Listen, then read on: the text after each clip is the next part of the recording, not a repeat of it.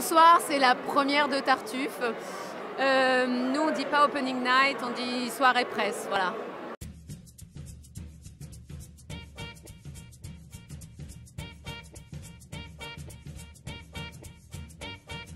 Trumpets for Tartuffe, fanfares for Tartuffe.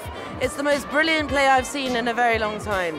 I wanted to show a French classic, which is a masterpiece, really, but for the 21st century in our world. Originally, we were going to do it in French. And then somebody, I think the producer's wife perhaps, came up with the idea of trying to do it dual language.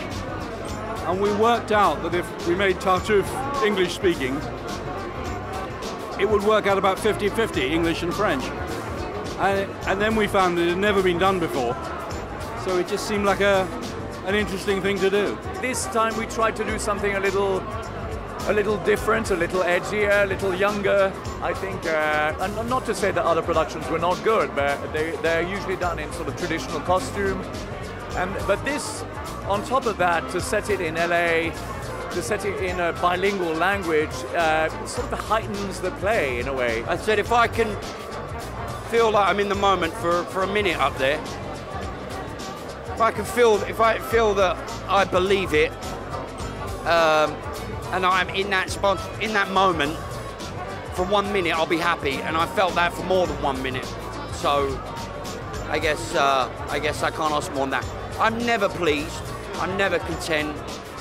Yeah, I had a minute of joy on stage tonight, which for me is amazing. It's amazing bouncing between the French and English. I'm not a French speaker, but by the end of it, you really feel like the two languages totally merge. And oddly, I found when I was listening to the English, I kept looking at the French subtitles.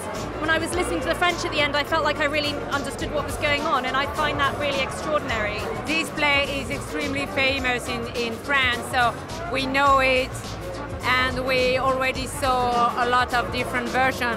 But this one, the mix between French and English, and the fact that we're speaking in a 17th century way, and the English part is really nowadays.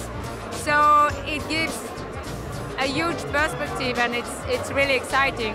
It was unlike anything I've ever seen, and you know, the subtitles were interesting and sort of trying to get your head around. You want to see what's going on and reading the subtitles, keeping up with the story, but it was very, very clear.